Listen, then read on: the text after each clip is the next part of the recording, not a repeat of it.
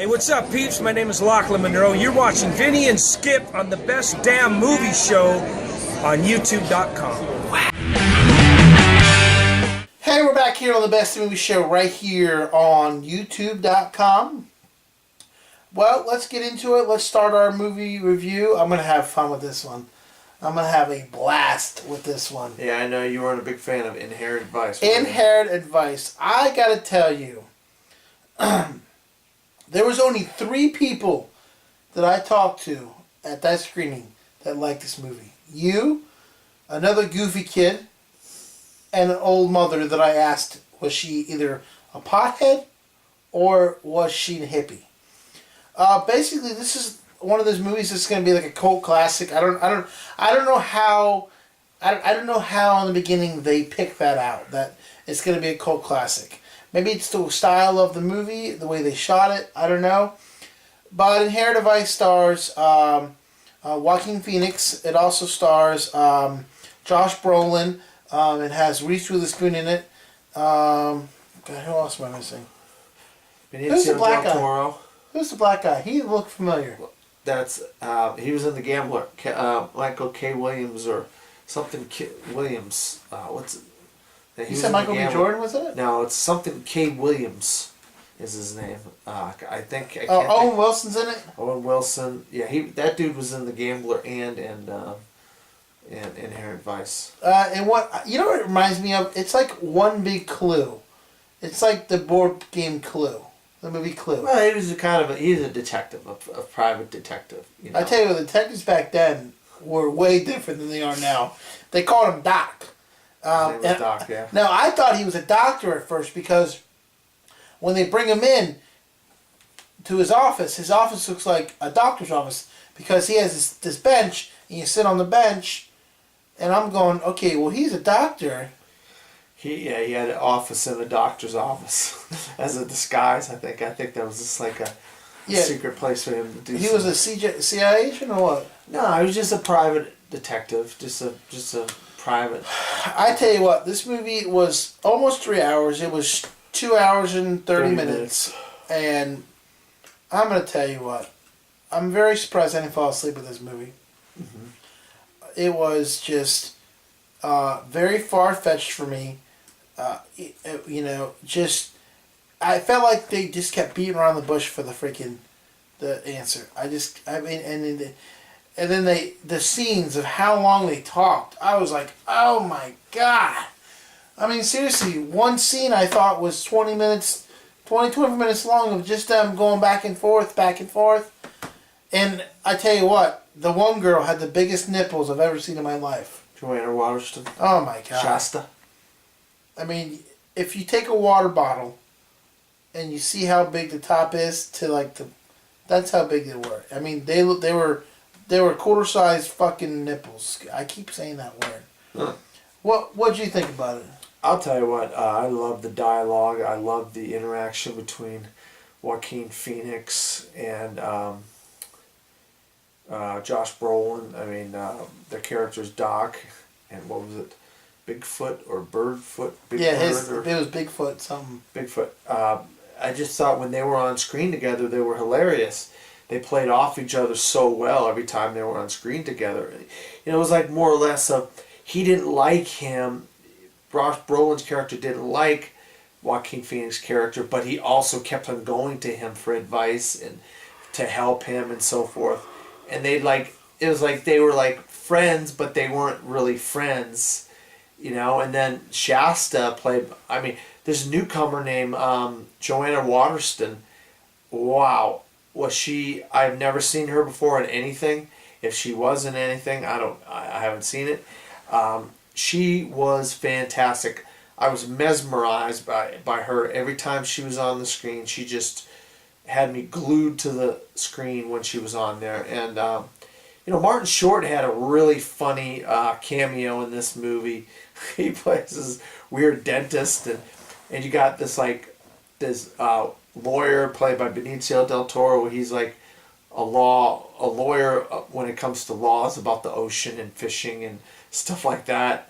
And you're right, Owen Wilson was in it, and there was a lot of oddball characters in this movie. Reese Witherspoon was Joaquin Phoenix ex lover or something. girlfriend or whatever. But everybody had witty dialogue. Everybody had just something interesting to say. It was just whether you could understand what they were saying. It was very difficult to understand what they were saying unless you really paid attention. And he smoked too much pot for me. Yeah, he smoked a lot of weed. There was a lot of smoking and drug abuse in this movie. That part of it, I think, is just part of the times, a sign of the times. You know, the 70s, early 70s. And they were hippies. You know? They were hippies and stuff, so it was very hard sometimes to understand his voice because he was mumbling, Joaquin Phoenix, but I really honed in on him talking when he was on screen so I wouldn't miss what he was saying. But this is basically a mystery about drugs and about sex slaves and so forth. But it was just kind of a roundabout way of going about telling it. And I really liked it a lot. I definitely give it Inherent Vice a see it. I tell you what, this movie was so boring to me that I would have picked Into the Woods or Mockingjay Part 1. I would watch them both over again. Why, you didn't like those movies? Oh no, I hated both those movies. I would watch all those movies again. Or watching Inherent Vice? I tell you what, I was making a joke, and I told the ladies out there, I think Pee-wee's Big Adventure is better than this. I definitely think Inherent Vice is one of those movies you have to see twice. Yeah, not for me. It's not. All right, well. Yeah, all our group that we had, that we have going to the screenings, none of them liked it. None of them. But I'm gonna give this I'm gonna give this I'm gonna give it 2 out of 10. Just horrible. It was just ridiculous. 2 out of 10 again. It was just ridiculous. It was. You're having a rough day today. A lot of low scores. I'm telling you, it was awful. And the other movie we saw tonight was Selma. Selma is based on the popular story of Martin Luther King and his group. They're going to walk from Selma, Alabama to Montgomery, Alabama in protest to voting rights, because African Americans had the right to vote, but in each precinct they wouldn't let them vote. And so the whole thing with Martin Luther King is he was just trying to get rights for the African American people during those in the 60s, and he struggled because of the governor, played by Tim Roth, was really a redneck hillbilly hick, and he didn't want to give black people any kinds of rights in the South. And then Lyndon B. Johnson, he was struggling because he had Vietnam going on, he had other things going on, and I really thought Tom Wilkinson portrayed Lyndon B. Johnson very well. I mean, I've seen other actors portray Lyndon B. Johnson in movies, you know, but he had a difficult situation when you're having to deal with Martin Luther King, who wants things for the black people, and then you're trying to be the president of the United States. You know, you kind of put yourself in a tough situation. Then you have this woman who goes to the voting poll every however many days and tries to get them to let her vote. And she was played by Oprah Winfrey, a real small role in the movie. Yeah, but she was also a producer. But I've seen some interviews with her, and she was very emotional about this movie. Well, I mean, I understand it's a very emotional movie. When I watched the movie, I'll tell you what, a rapper named Common, who's on Hell on Wheels, a Western on AMC, he's in it. He has a small role. But the music was very good. I mean, it's not my kind of music, but I really enjoyed the songs by John Legend and Common towards the end of the movie, you know? Yeah. And they get to tell you a lot of the characters are real life people, and they have lives that went on that are still alive today in the movie, and you didn't really know who they were when they were, you know, when you're watching the movie. Then you say, oh, this person's doing this and this person's doing that, you know. Of course, not Martin Luther King because he's dead, but I give Selma a big see it, and I think there's at least 1 or 2 actors in this that could get some Oscar nominations. So, what's your predictions? What's your predictions on the Oscar? What do you think? Well, the two tough categories. The 2 categories, in my opinion, that are the toughest is Best Picture and Best Actor. I mean, Well, you already started saying something about Best Picture. Who it was going to be? Best Picture, yeah. I mean, well, I've got probably 5 or 6 of the Best Picture contenders in my top 10 of the year. You think everything's going to be in there? Yes, I believe if it isn't, I think I'm Salmon's shocked. going to be in there. Boyhood, Birdman, Whiplash, Nightcrawler, Interstellar, Foxcatcher, Theory of Everything, Imitation Game. Those are all contenders So for Best Picture. Do you think? What about Sniper? American Sniper. I heard good things about it, but I haven't heard it was as good. Like some of the movies that didn't come out in 2014, or they only came out in limited release that are coming out now. They're trickling out now to the different, like Inherent Vice, American Sniper. They're not getting as big of raves as they were before they came out. You think there's anything else that we're missing that's going to be nominated? You think? Yeah, Selma, I think, has got a very good chance. I mean, you can nominate 10 movies, all right? And I said Boyhood, Birdman, Nightcrawler, Interstellar, Foxcatcher, Theory of Everything, Imitation Game, Selma. That's 8 right there. So, maybe Grand Budapest Hotel, maybe Gone Girl. I didn't like Gone Girl, but a lot of people did. So there's 10 right there, So the 10 Best Picture race, I think, is going to be the best. So far we've only had 9. Since they've changed the rule to 10, we've only had, the most we've had is 9. I think this is going to be the best chance we could have 10 nominees. True. And I think your Best Picture contenders that really, really, really have a shot at it are probably Birdman, Boyhood, Interstellar, Gone Girl, those 4. Well, before we go, I want to get into our movies that are going to be big in 2015. Now, we've never had a year like this coming up in about 3 to 4 years now where there's just so many blockbusters. I mean, you got Jurassic Park, you got Fast 7, you got Star Wars. Terminator, Avengers Age of Ultron, Finding Dory. Yeah. I mean, there's just so Fantastic many. Four. I saw a trailer yesterday. Maybe you can help me out. Ant-Man. Maybe you can help me out. You've probably seen it too. It's based in the 50s where this girl, the car gets struck by lightning, and she stays her same age all the way through. The movie. What's it called? Age of Adeline or Adeline? That was... Yeah, that looks good. I really want to see that. I saw the preview yesterday, and I'm like, wow, this looks really good. Yeah, the Adeline. I saw the poster tonight. I have seen the trailer as well. We just saw that Ant-Man comes out in 2016, right? Yep, July. So if you want to check out Ant-Man, I'm gonna post it on thebestofmovieshow.com. That doesn't come out till next year. Man, what else are we missing for this year? Well, Ant-Man comes out in July. Oh, it does come out this year. Yeah. Oh, okay. So I'm crazy. Yeah. I mean, Good Kill. Have you seen the trailer for Good Kill? No, but is that the new Sean Penn movie? No. Okay. I know there's the Killer or the something. Ethan Hawke. Oh, okay. Well, there's something with Sean Penn that looks like it's going to be really good. I can't think of the name of a new movie with Sean Penn. I saw the trailer for that, and that looked really good. What's it called?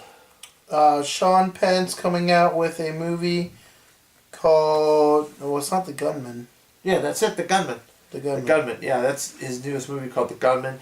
Of course, Quentin Tarantino's got The Hateful Eight later on this year. I'm looking forward to see Snoopy. Snoopy's a very good going to be one of the best animated movies of the year, I think. You also got SpongeBob SquarePants, Sponge Out of Water, Cinderella. Yeah, that looks good. I've seen the trailer for that. I'm really interested in Cinderella. Let's see what else. Taken 3. I've heard everybody keeps saying it's going to suck. I don't know. I'll go see it. Taken's one of those movies that... And it's funny because it comes out this weekend and there's no screenings. No, it comes out next week. Oh, does it? So then they were wrong. Everybody kept telling me it was... I saw the preview for that Entourage, the movie they're doing. Yeah, I know. I heard they made a movie of Entourage. And I never watched the show, so hopefully, What about Focus, Will Smith? That looked pretty good. You know, I'm hit and miss on Focus. I mean, it looks okay, and then there's parts of the trailer I've seen that, you know. What about the one In the Heart of the Sea? That looks pretty good. Yeah, that's based off Moby Dick? Dick was based off of that. That's the true events that Moby Dick were based off of. And so, I mean, the trailer looks great, you know, so it's got a big giant whale, so, well, you know. I tell you one I'm looking forward to, you're probably not, though. Kevin Hart and Will Ferrell, Get Hard.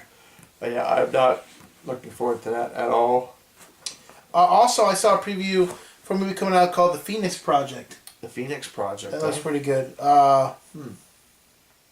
We got, Jupiter Ascending. We got The Kingsman, The Secret Service, which we're seeing a screening Phoenix of Project. Thursday. Andrew Simpson and Corey Rigger. Riegert. Yep. I don't know anything about it, but big name directors have movies out this year. A couple, 3 or so. I think Spielberg has one coming out. What is Spielberg's? I know Brad Bird's got Tomorrowland, which was filmed right here in Central Florida. And That's right. That's that.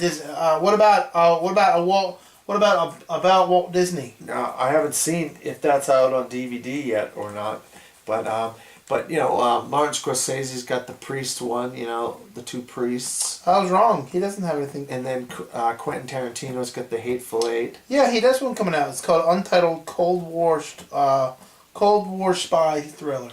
Oh, okay. I didn't know that was coming out this year. I thought that was coming out next year. And I think Robert Zemeckis has something coming out this year.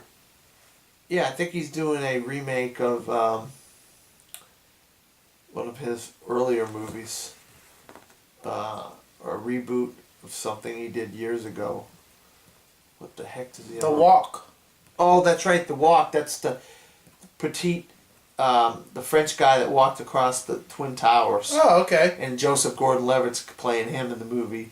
And you also got another Alejandro Gonzalez Iñárritu movie. He's the director of Birdman, and he's got another one called The Revenant, where Leonardo DiCaprio plays this these trappers in the 1800s, and he gets mauled by a bear, and his buddies leave him there to die, and of course he doesn't die, and he comes back for revenge.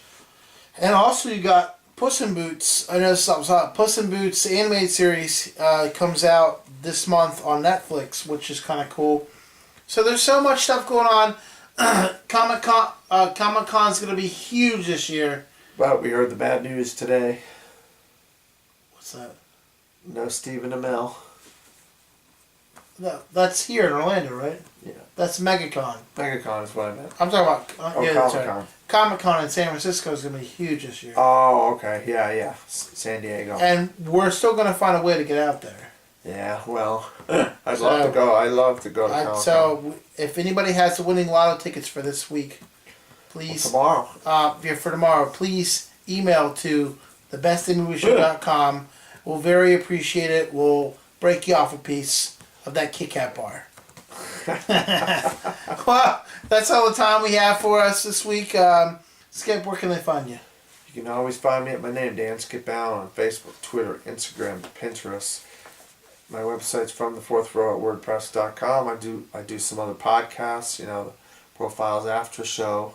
So you can find me on the interwebs all over the place. Well, this week, if we do see it, we have we have Kingsman, The Secret Service on Thursday, and tomorrow we're up in the air if we're gonna go see American Sniper or not. So you might see a couple more reviews this week. So stick around. Make sure you always check out thebestmovieshow.com for all your up-to-date trailers, movie news, exclusives, anything else with me and Skip going on. But until next week, I'm your host, Vincent LaSpada. I'm Skip. And we'll see you at the movies. Good night, everybody.